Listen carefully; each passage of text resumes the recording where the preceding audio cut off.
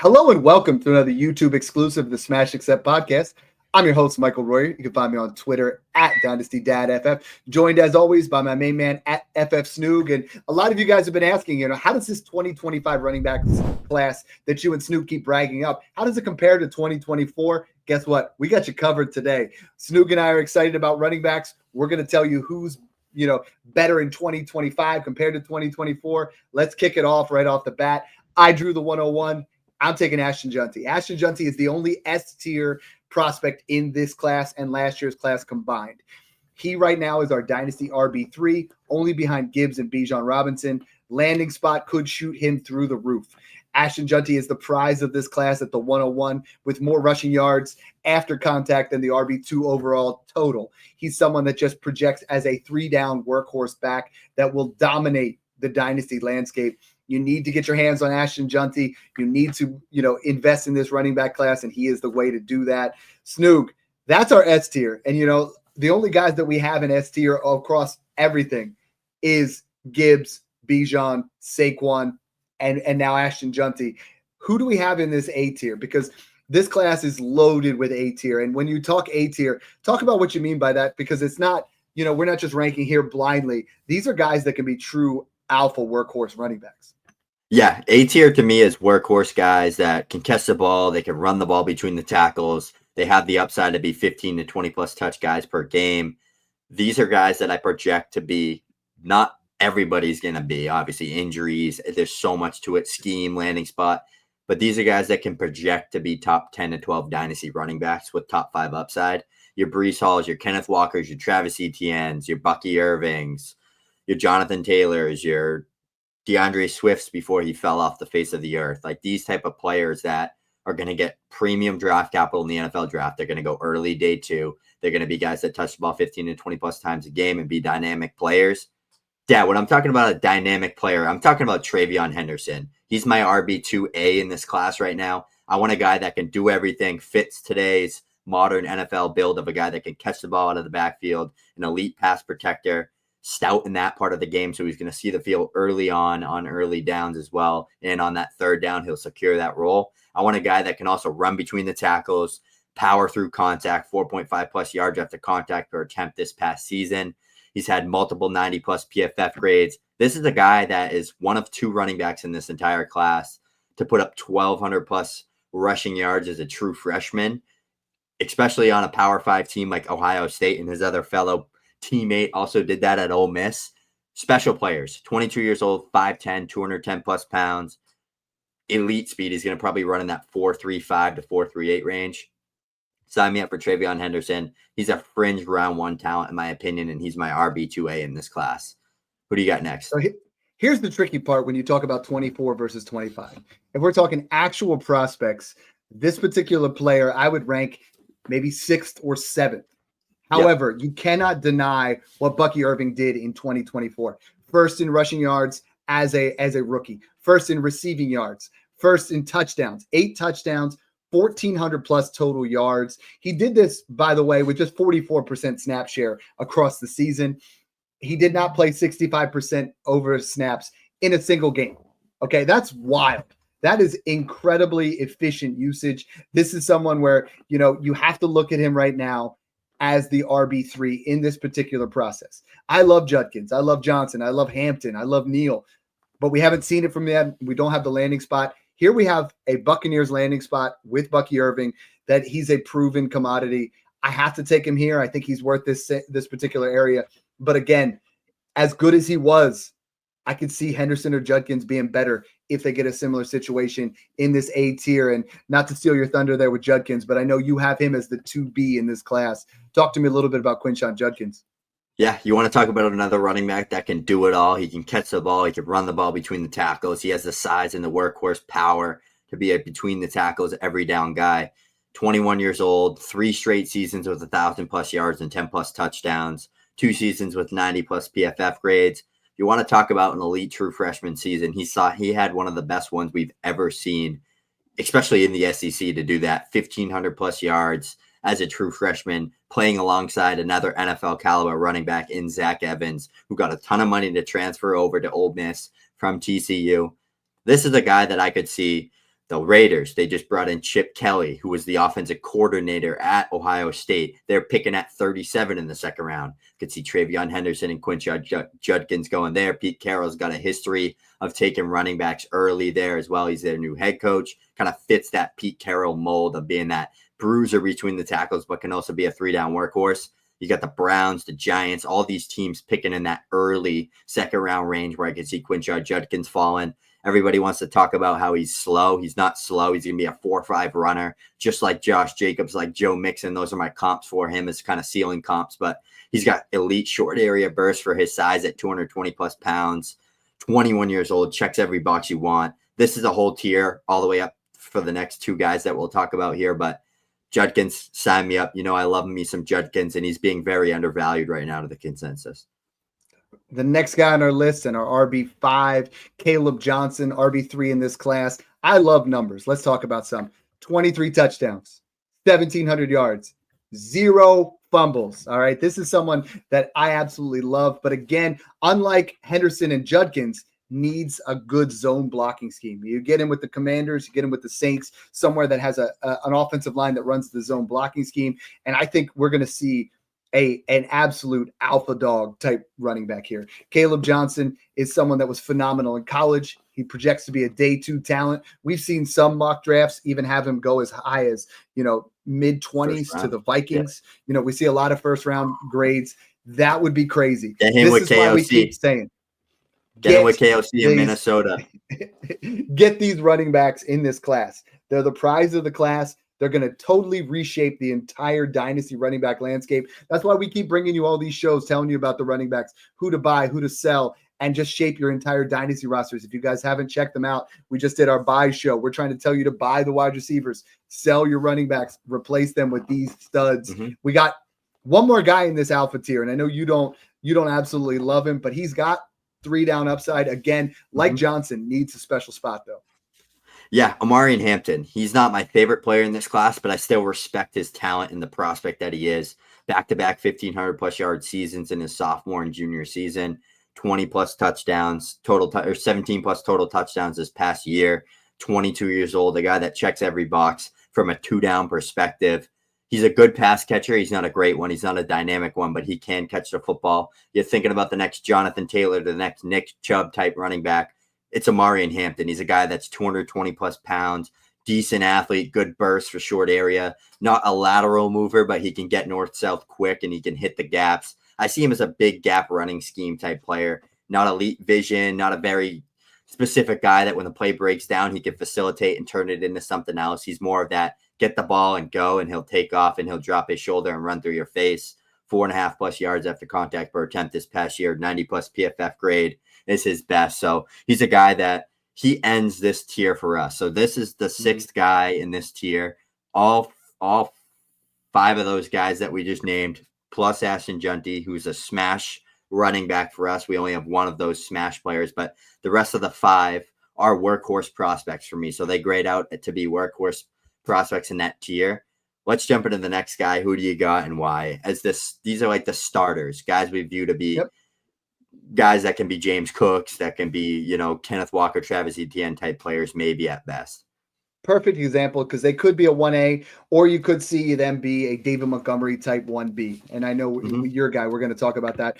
With me, I think this guy could jump into the next tier if he gets the right landing spot. When you talk about contact balance, absolutely being patient, and then just elusive off the charts type number, we're talking Devin Neal. Devin Neal over the last 2 years, 34 touchdowns, 2,452 rushing yards, and he has looked phenomenal doing that. He's broken 126 tackles, only 2 fumbles on 421 carries. This guy at the Senior Bowl showed out. This is someone that I think you could see him go round 2, and if he gets one of the better landing spots, as I think he could jump Omarion Hampton if you talk landing spots. I love Devin Neal in this B tier. This B tier has some really fun names. I know your next guy here is in that same way where like you start to fall in love with the prospect, and you start to push him up boards, and man, you get excited after what you saw in college. Cam Skattebo. This is the guy that would have been my RB1 last year. In this class, he's my RB6 right now, but I could see him bumping up a little bit higher as long as the NFL treats him the same way. Scott Barrett, shout out to him. He's a big data guy on Twitter, does great content and work over there. He posted the only running backs in FBS history to put up 1,700 plus rushing yards and 550 plus receiving yards in at least 1 year of college. Christian McCaffrey, Ashton Jeanty, and Cam Skattebo. Cam Skattebo is such a damn good prospect when you look at the production and you look at the intangibles as a player, his elusiveness for his size, great vision. He's a playmaker. He's decent in pass protection. He can catch the football really well. Had 600 plus receiving yards this past season. This is a guy that rushed for 1,700 plus yards and 24 total touchdowns this past season. 94.1 PFF grade is his best. 4+ yards after contact per attempt. He's on the little bit on the older side, 23 years old. My NFL comp, David Montgomery. He's a 1B hammer between the tackles that can also catch the ball well, and he's very elusive for his size. I think he's going to be in that 4.5s, 4.6 running range. I think he's going to probably cut down to 215, 220 for the combine to run a little bit faster, but speed isn't his worry because he has that short area burst between the tackles. Within the first 10 yards, he'll have a really good 10-yard split when he runs his 40-yard dash, which is honestly the only 40, the part of the 40 that matters for running backs, unless you're like a Jahmyr Gibbs or A-Chain. But Cam Skattebo, dog, every down workhorse, carried that Arizona State offense, showed up against Texas, showed up in all of college football playoffs when they made it. So sign me up, Cam Skattebo, right there. Just those two are in their own tier for us. They're that B tier, those starter plus type prospects. Dad, who do you got starting that C tier for us and why? He's so close to B. Like I have him in B, but I know for this we're talking about C. You can't talk 40-yard dash without talking about Dylan Sampson, who has a projected 4.35 40. The fact that he's 5'11", 201, I don't really care in today's NFL because the man's strong. He has been a goal line back for Tennessee, 22 touchdowns over the last 22 touchdowns this past season, 5.8 yards per carry, 83 missed tackles. That's insane. 929 yards after contact. This isn't a scat back. This is just a smaller size Devon A-Chain type player that I think, depending on the landing spot, if you get an offensive coordinator that can truly unleash him, the ceiling is fantastic. I know it feels cheap. I've said Kamara light from the get-go. I think this guy, if he cleans up the fumbles a little bit, has elite upside at this point. And as of right now, if we would be talking about 2024 and all these guys were in the same class and we never saw Bucky Irving play, I still have Dylan Sampson over Bucky Irving last year. And that's really where we're getting close. This is a point where if we did not see him play in 2024, there are a good 7 to 9 running backs that we love in this class. Another guy who an amazing 23, not so much in 2024, but the talent is there and could see round 2 draft capital. Sell me on this next guy. Yeah, it's Ollie Gordon, and this guy won the Doak Walker Award, aka the best running back in college football in 2023. Still 20 years old, had a decent Senior Bowl outing. People want to see Ollie Gordon kind of get back to his old self, and I think he weighs too much right now. I think he's like 6'1", 230 plus. Love to see him get to that 220 range, but maybe it's like the NFL telling him and his agents and scouts saying like, we want you to come in and be a 1B hammer, that David Montgomery, that Najee Harris plus. We want you at 230. We want you to be a guy that takes 15 carries on first and second down, does a little pass protection there and scores 10 plus touchdowns, kind of like that Latavius Murray, that Najee Harris, maybe that Jamal Williams plus type player. My 2024 film with him was a little bit disappointing compared to 2023. It seems like he was a lot more explosive and elusive in 2023. I also think he was playing a lot lighter, but for his size, he moves extremely well between the tackles.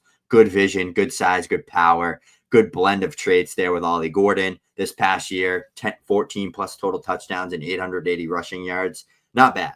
He got about half the carries he did in the year before. So if you really look at it, it was more just Oklahoma State being horrible and they couldn't really run the ball because they were always playing from behind.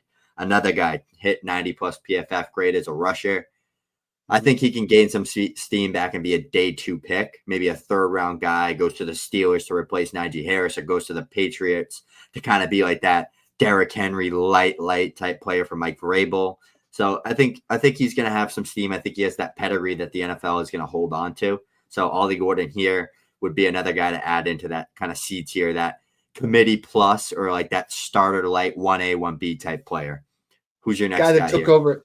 Yeah, a guy that took over the 1A role in New York that people were not expecting. You know, if you were paying attention here, you were getting him in round 3 last year in your super flex drafts, and the writing was on the wall. This is a converting wide receiver into the running back position.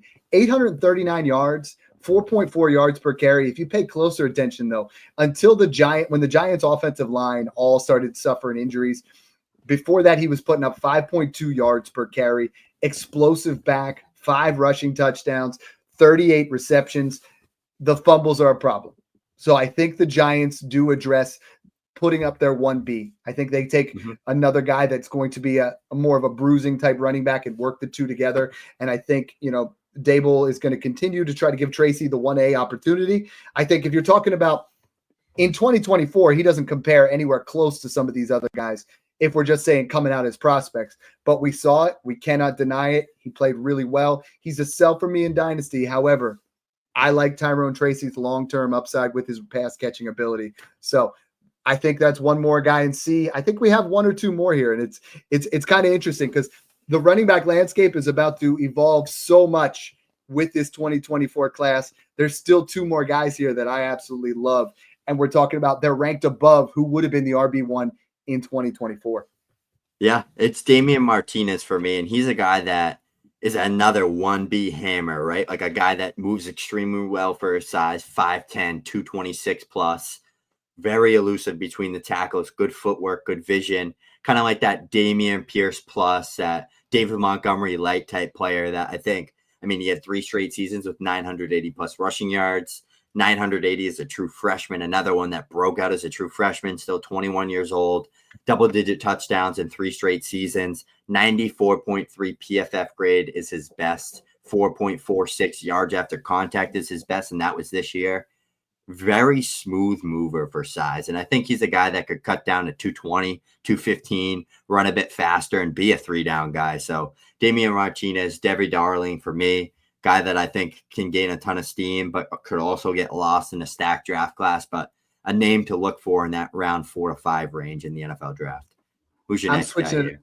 I'm switching it up on you a little bit here because I've actually overthought this a little bit, but I think last year's class has 3 guys that I think are all guys that we can discuss. For me, though, honestly, Snoog, I think DJ Giddens, I'd rather reset. We were talking about it backstage. I would rather re-roll the dice on a guy at 6'1", 210, exceptional vision and patience, solid contact balance, nose for the end zone with 13 touchdowns.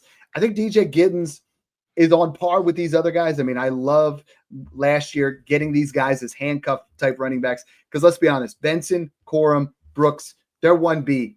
And I think Giddens, at least you're re-rolling the dice and giving yourself an opportunity for a 1A to mix in with that. But I think his skill set really is just perfect for today's NFL, and I like him a lot. Out of those other 3 guys, and I didn't mean to switch it up on you, but Benson, Corum, and Brooks, tell me about all 3 of them. Are you buying any of them? And I think in Dynasty, they're at least safe assets as backups. I have another guy here. I was thinking as we go over all 3 of those guys again, and it's Jordan James from Oregon. 20 years old, another guy with multiple 90-plus PFF rush grade seasons, coming off a 1,200-plus yard and 15 touchdown season, 4+ yards after contact per attempt, hit 94.8 PFF grade in his sophomore season, playing alongside Bucky Irving. He's a guy that would be above those 3 for me. Another guy I'd rather re-roll on, probably going to go around 4, maybe round 3 of the NFL draft. I have him graded out to be a round 4, early day 3 talent, but complete runner between the tackles, kind of more of that change of pace guy. I see a little bit of a Devontae Freeman in his game. Decent power, pretty elusive, good vision, natural instincts as a runner, not an elite speed guy, not crazy burst, not this elite receiver, but just a guy that kind of will play a role in the NFL. And I'd rather take a bank and trust banking on a guy like that than risking a Brooks coming off multiple knee surgeries, or a Blake Corum who's clearly behind Kyron Williams, or a Trey Benson who doesn't even know how to run a football. So I would take him over those 3 guys here. I'll let you do the pleasure of selling us on those 3 guys. Jonathan Brooks, Trey Benson, and Blake Corum. Sell us on those 3 guys as handcuff pluses. I think what we saw the most from was Blake Corum. I think that in that offense, I think Blake Corum, behind all 3 of them right now at this point, we're just waiting for another injury. Brooks is going to be out almost the entire season. We're waiting on injuries. That's why we almost want to look at a little bit of a re-roll for one other guy that's in this C tier and that's RJ Harvey. Patient runner with anticipation, great change of direction, slippery, reliable hands, guy that gets Really yak. I think you're going to see – he did really well at the Senior Bowl. He looked good. He looked sharp. He had breakaway speed. Quarterback. He played quarterback at Virginia. He was a quarterback at Virginia, and he transferred to UCF and played running back. It was just nasty at running back. I mean, but yeah, he still had – He reminds me of Tajay Spears. Very elusive. And the idea of this was to make sure you guys can look at it and say, you know what? Dad and Snoog keep talking about the comparison here. And like when you talk about the top, obviously Jeanty's above everybody else. Then Bucky Irving, as good as he was, we have in the same tier as 4 other guys from this class. And then we have 4 more guys before the RB2 in 2024. Then we throw in there another 3 guys that we have even with the top tier of 2024. So knowing your rookie classes, knowing what the prizes of those classes are, is really how you win in Dynasty. Snoog and I have been hammering that home for years. Make sure you guys hit the smash subscribe button. Make sure you guys check us out on patreon.com/smashaccept for even more content. We thank you guys for tuning in and enjoy the process.